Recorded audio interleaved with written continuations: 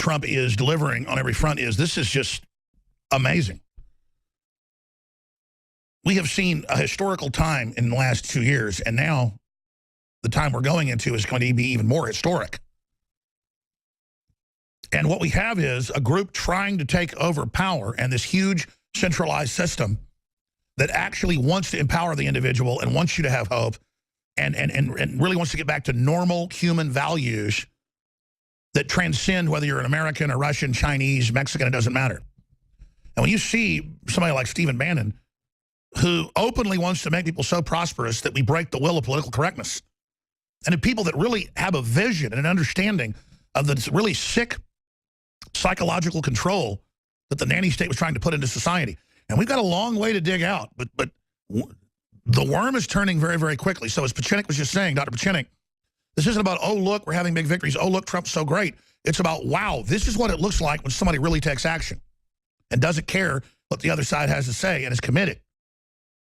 It really is magic to see. And that's why they so over-centralized in the executive branch that now it's their biggest enemy, as Trump can reverse everything, just copying Obama's executive orders and laws, but tweaking them. Then when they attack him, he says, wait a minute, I'm just doing what Obama did, but actually implementing it. And so what freaks me out is I'm so used to dealing with Democrats and Republican establishment types that just go off press releases and are so lazy and work like 5 hours a day and don't even know what they're doing themselves. They're just arrogant in their power and MSM covering up for them. And the counterattacks are so ham-fisted that it was like battling people that, you know, were mentally retarded, quite frankly. But they still had power, so it was still an adversary. Watching Trump now, I look at what he does. It's so well-researched and so well-executed. So he's put the best people in charge of every area. All he's doing is restoring the operating system we were under, say, previous to 1960. That's my view, but with a high-tech overlay and with a push to really decentralize the technology, devolve power to the states, America 2.0. And he said that in his inaugural speech. Dr. Pachinik, what was it like for you to see that inaugural speech? Your colleagues you talked to, other people that have been trying to keep this country free for decades and decades. Is it surreal for you? Because for me, it is just bizarre to see this paradox. Well, let me just say, when I heard the speech, I cheered. I thought it was to the point, it was brief, and it was comprehensive. Was it surreal? Not really, because when somebody like you or I think about a regime change, which this was, and it's too late for the people on the left or the media or whatever you want to call it, it's too late for them to implement any other changes. All they can do is create obstructions, which are not really valid, as you see the Schumers who start to cry, and it's disingenuous, or the Blankfeins who raped our government and our people from Goldman Sachs, and they're complaining. The reality is those days are over. And what we will see now is the breakup of the government, and it's beginning with the State Department, where I had work, which I said. And what's crazy is hearing you and Bannon and others, Trump is literally doing it. He said, I'm breaking it up, get ready, and then he starts doing it. That's correct. And that whole concept that I'm going to do it, and subsequently you Americans or wherever you're involved, you have to pay the price. No one has realized that particular issue, and that's what the press doesn't understand. That's what the Hillarys don't understand, the Democrats don't understand. There are consequences. The consequences have been obviated for too long. Under the Clintons, under the Bush, all that stuff was nonsense because it was covered up. There was a lot of covert operations, but what we've done is to bring all of the problems up to the surface. Trump has done that, and he said, okay, now analyzing these problems, this is the way to go. We're going to make the government smaller, which by definition should have been smaller.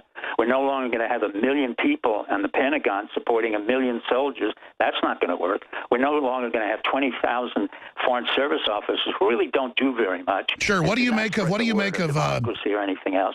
And we're going to take that down. So by self-definition, the people select themselves out if they think they can protest against Trump. I don't have a problem with that. That's your right. But the consequence is you can't hide behind anonymity the way the State Department officials are trying to do. They want to have their change and they counterbalance the Trump, but they don't want to be named. I would rather have them named and said, okay, you don't have to work here. We don't have to pay you for 20 years of being in the Foreign Service. I'm not sure what you've done. I'm not clear what the outcome is.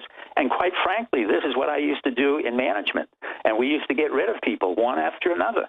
Now, the system is not used to the sweeper or the cleaner. And that's really what Trump has been doing. And people like yourself or myself, we can articulate the point of view, we implement it, but then what happens, it becomes infectious. The Hillarys and the Clintons and everybody else becomes irrelevant. What becomes relevant is that we become the focal point for England. Now the biggest problem is... No, I agree. We're now the role model all over, and the dominoes... I mean, look at Le Pen. She's racing to first place in... Correct. Nationalist movements are exploding. Why do you have your top story? You sent it to me. Let's briefly talk about this. What does it signify that he's put Bannon in for National Security Council, but brought the CIA back in after decades as well? And then I want to circle back around to the outgoing CIA head openly threatening Trump, unprecedented. Well, I wrote the article about Bannon. It's not the first time. It's really the second time where I support a man like Stephen Bannon. He's born of the Democratic left, pro-labor, pro-Democrat, came out of Norfolk, Virginia. But thanks to his own desire to make something of himself, he went to Virginia Tech, then got a master's degree at Georgetown, then volunteered to go into the Navy, became an officer in the Navy, was involved in surface warfare, and then decided to Goldman Sachs to make money, left Goldman Sachs, and then started a business in Hollywood. Now, that's a polymath individual. To me, that's what America's about. It's not a straight road to anything. It's about Renaissance men. I'm sorry? It's about Renaissance men. Oh, yeah, but on the other hand, it's about America. Every American, in a way, is a Renaissance person because they have the ability to decide what they want to do. They don't have to stick to one profession. They're no longer geared to be one thing, like the Foreign Service or the CIA, where you put 25 years in and then you get a pension. Those days are gone. The pensions won't be there. That's the sad news for America.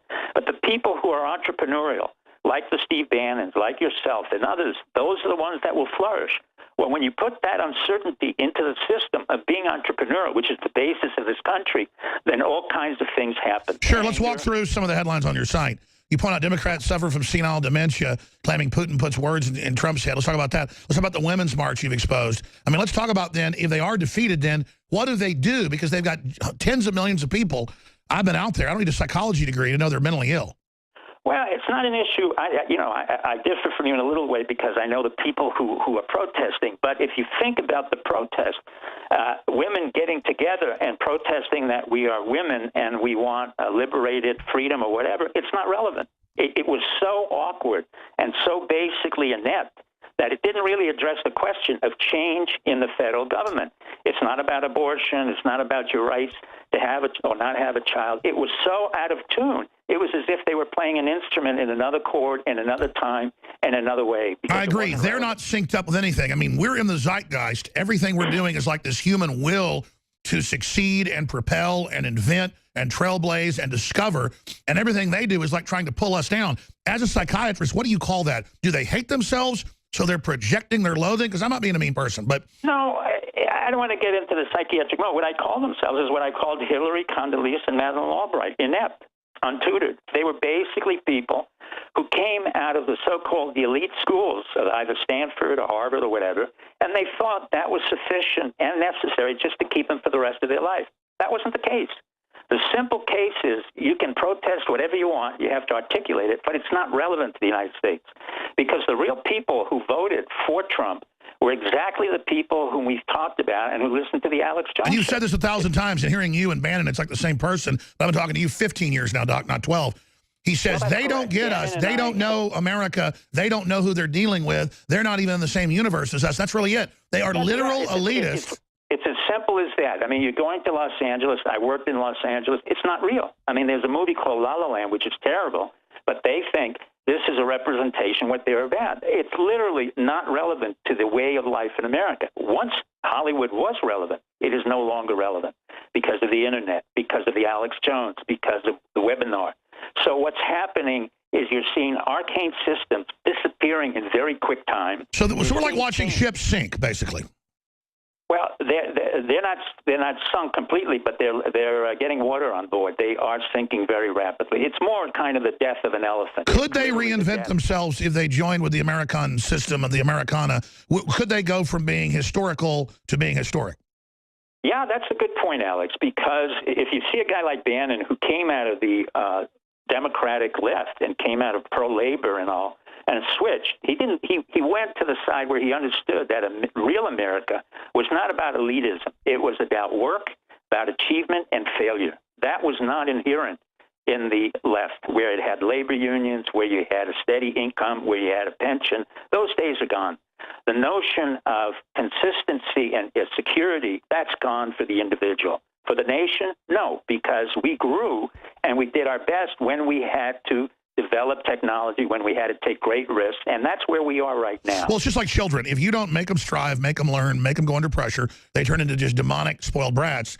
And America has somewhat turned into a spoiled brat, but it was not equally distributed. So you're being very positive today. In closing here, what are the pitfalls? What do we have to look for to make sure we secure this victory? Because I am just in celebration mode, quite frankly, which I've never been in for 20-plus years. Like a great feeling of completion. And I know we've got more fights to come, but the fact that Trump is delivering is just breathtaking. It's much better than I thought it would be, but I still want to guard the victory. What do we do? Well, we have to be patient. The initial incision by the surgeon Trump doesn't necessarily mean that the operation's successful. Like any operation where we literally are changing the metabolism and the state of the patient, which is what America's in, we have to wait for the completion of the operation. Who are the people who will implement the change? How good are they really? How effective are they? Is Trump going to monitor that? And those are the kind of things that we have to watch out for. So the revolution has just begun. But remember, in every revolution, those of us who are the flame keepers or who initiated like yourself and your people will be watching. It's not a given right now. Sure, Bannon came out and he said, keep us honest. We're fighting all these special interests. It's dizzying. Please watch our backs. Please criticize us. Don't just get behind us. He said that 2 weeks ago. Let me ask you this then. As a psychiatrist, but also as a doctor and as a veteran and all the other things you've done, looking at it from a psychiatric position, I don't see Trump as a narcissist like they say in these overblown terms they use too much. He is like about almost OCD about success, victory, piles of work, delivering on what he says he'll do. And the ultimate task is to defeat all these other elites. He sees that we're given everything they had. And so it's almost a good thing that he's hyper-dominant and sees his victory like a big dog hauling us back a big deer by the neck. I mean, it's almost very dog-like. I don't mean that in a diminutive word. I understand what you're saying. Let me make this very clear. Every one of us has narcissism. There's what we call malignant narcissism. There's what we call healthy narcissism. In the case of Trump right now, he is manifesting a very healthy amount of narcissism, saying, look, I'm going to change, but it's not only me. Sure, but that's what I'm saying. I'm not a psychiatrist, but explain. I don't use the terms you use, but it seems like his whole identity and will is about empowering us. He sees us as him. I mean, that sounds very positive, but also can have some dangerous connotations if there's setbacks. But break it down. Well, the connotation, when you have a leader as strong-willed as Trump, you also have the notion of the higher, and I don't mean it in a negative way about Trump, but the higher the monkey climbs, the further he falls. One of the things that Trump has to watch out for is what we call in the business idealization and devaluation. That means everyone he meets, or however great he is, the higher he goes and the higher he claims somebody else goes, the further it is possible for someone like me or others to devalue him. So there's an inherent failure issue within success, and that's something that Trump and his people have to understand, particularly Jared, Ivanka, and the Goldman Sachs boys. They can't go out of too far ahead of the course or the revolution. Otherwise, the revolution will come back to bite them. That's an inherent part of every revolution that I've studied, involved in. And so what we tend to do in the more effective regime changes, we lower the flame, we keep it far more quiet, and we make sure that our potential opponents can be successful in certain ways. It's not the greatest thing to make sure that we have defeated anyone. We haven't defeated anyone. These are part of America. They're all part of the process. We're trying to empower them and hoping we can be good enough to really be worthy of this great object. Well, the point is, remember, this is just the beginning, my friend. And in the beginning, there are many things that look very, very positive. But like anything else, as you have repeatedly stated, he is only a human. He knows that.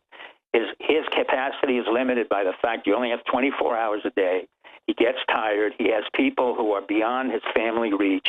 He has to depend on others whose ideas are not his and have countervailing. Sure. Well, I've talked to folks who've been around Trump after he's been working like 20 hours a day, the first few, and I don't want to get into it, but he is like literally just going in and collapsing.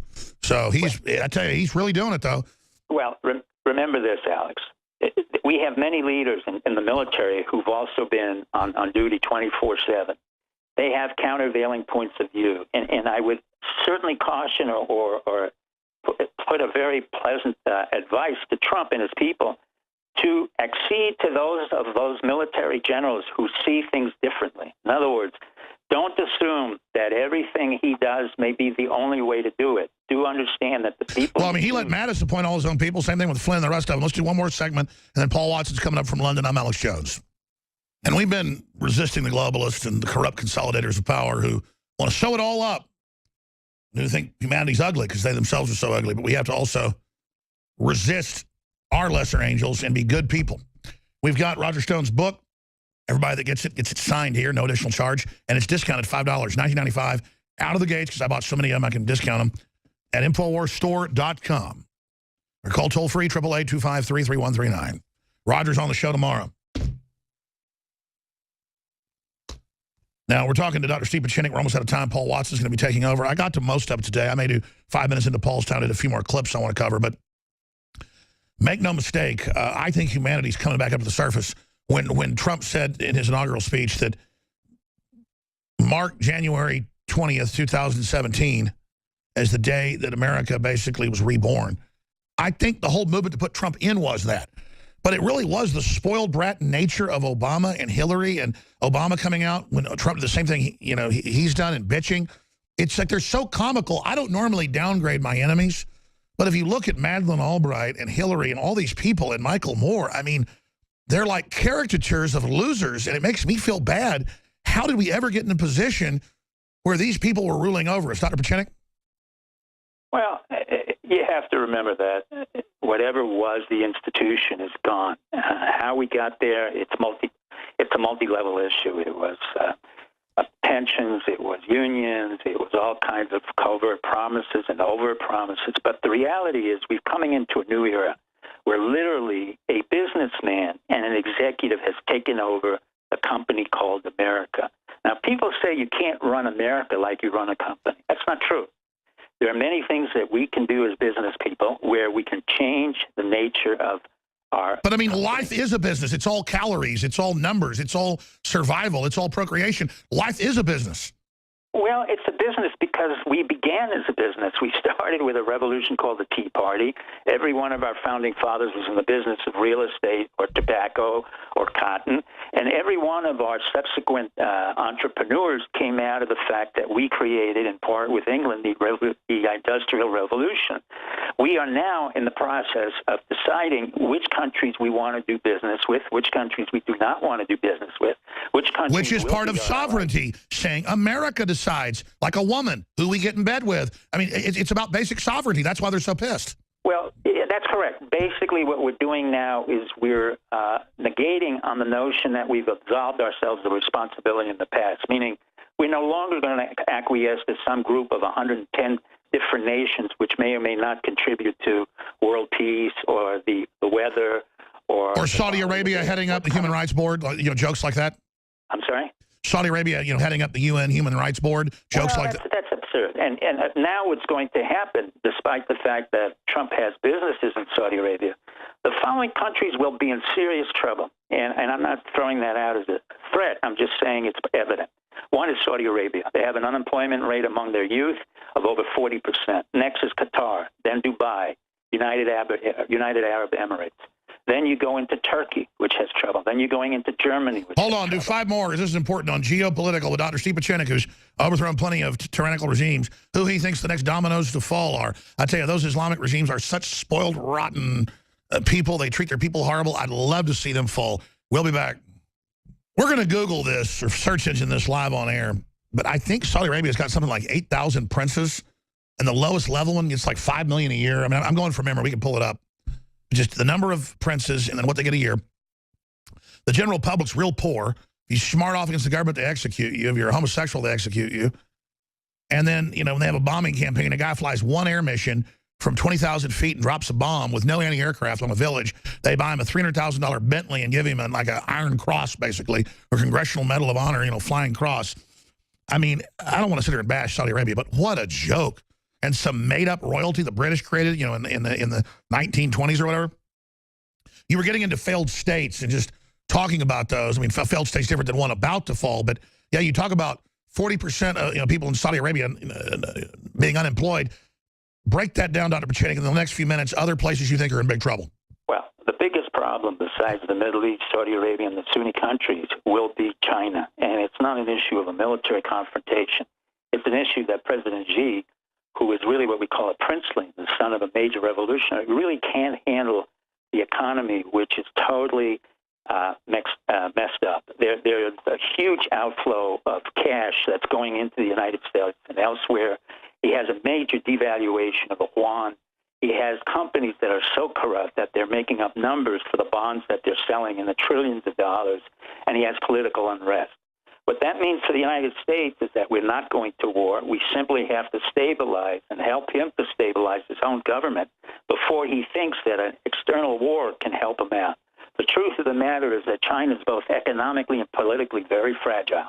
They have no water. They have to depend on the Himalayas and the water that goes into India. If there's going to be a war, my prediction would be that it would be between India and China over water rights, because China has less than over 500 million people have no water.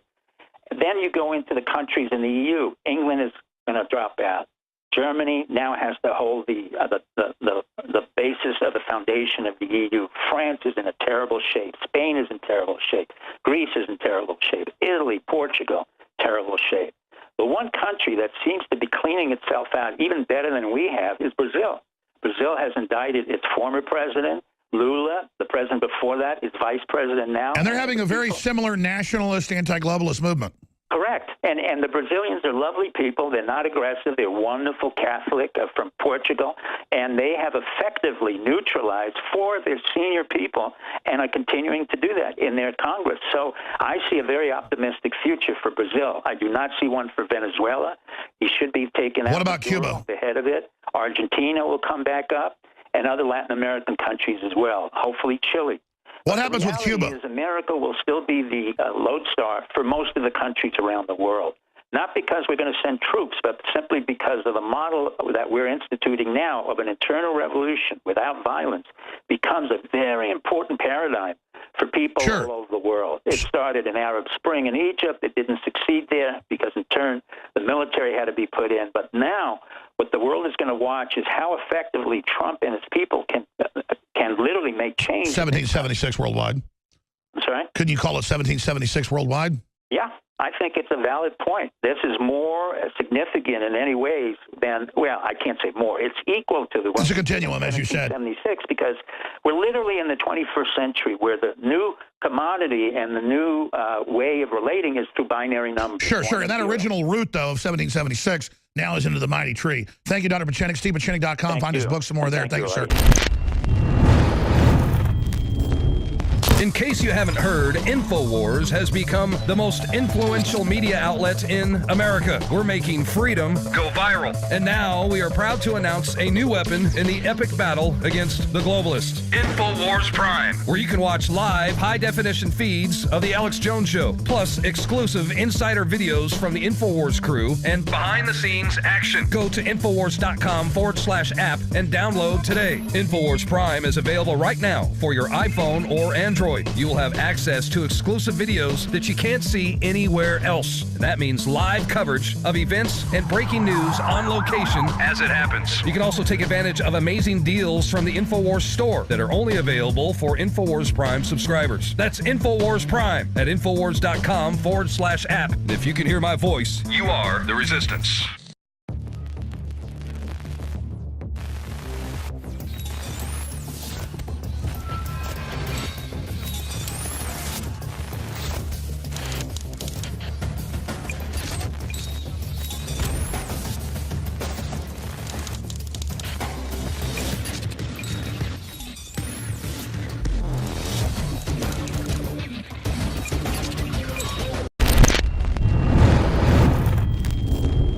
Trump is delivering on every front this is just amazing. We have seen a historical time in the last 2 years, and now the time we're going into is going to be even more historic. And what we have is a group trying to take over power and this huge centralized system that actually wants to empower the individual and wants you to have hope and really wants to get back to normal human values that transcend whether you're an American, a Russian, Chinese, Mexican, it doesn't matter. And when you see somebody like Stephen Bannon, who openly wants to make people so prosperous that we break the will of political correctness, and the people that really have a vision and an understanding of the really sick psychological control that the nanny state was trying to put into society. And we've got a long way to dig out, but the worm is turning very, very quickly. So as Pachinik was just saying, Dr. Pachinik, this isn't about, oh, look, we're having big victories. Oh, look, Trump's so great. It's about, wow, this is what it looks like when somebody really takes action and doesn't care what the other side has to say and is committed. It really is magic to see. And that's why they so over-centralized in the executive branch that now it's their biggest enemy, as Trump can reverse everything, just copying Obama's executive orders and laws, but tweaking them. Then when they attack him, he says, wait a minute, I'm just doing what Obama did, but actually implementing it. And so what freaks me out is I'm so used to dealing with Democrats and Republican establishment types that just go off press releases and are so lazy and work like 5 hours a day and don't even know what they're doing themselves. They're just arrogant in their power and MSM covering up for them. And the counterattacks are so ham-fisted that it was like battling people that, you know, were mentally retarded, quite frankly. But they still had power, so it was still an adversary. Watching Trump now, I look at what he does. It's so well researched and so well executed. So he's put the best people in charge of every area. All he's doing is restoring the operating system we were under, say, previous to 1960. That's my view, but with a high-tech overlay and with a push to really decentralize the technology and devolve power to the states, America 2.0. And he said that in his inaugural speech. Dr. Pachinik, what was it like for you to see that inaugural speech? Your colleagues you talked to, other people that have been trying to keep this country free for decades and decades. Is it surreal for you? Because for me, it is just bizarre to see this paradox. Well, let me just say, when I heard the speech, I cheered. I thought it was to the point, it was brief, and it was comprehensive. Was it surreal? Not really, because when somebody like you or I think about a regime change, which this was, and it's too late for the people on the left or the media or whatever you want to call it, it's too late for them to implement any other changes. All they can do is create obstructions, which are not really valid. As you see, the Schumers who start to cry, and it's disingenuous, or the Blankfeins who raped our government and our people from Goldman Sachs, and they're complaining. The reality is those days are over. And what we will see now is the breakup of the government, and it's beginning with the State Department, where I had worked, which I said. And what's crazy is hearing you and Bannon and others, Trump is literally doing it. He said, I'm breaking it up, get ready, and then he starts doing it. That's correct. And that whole concept that I'm going to do it, and subsequently you Americans or wherever you're involved, you have to pay the price. No one has realized that particular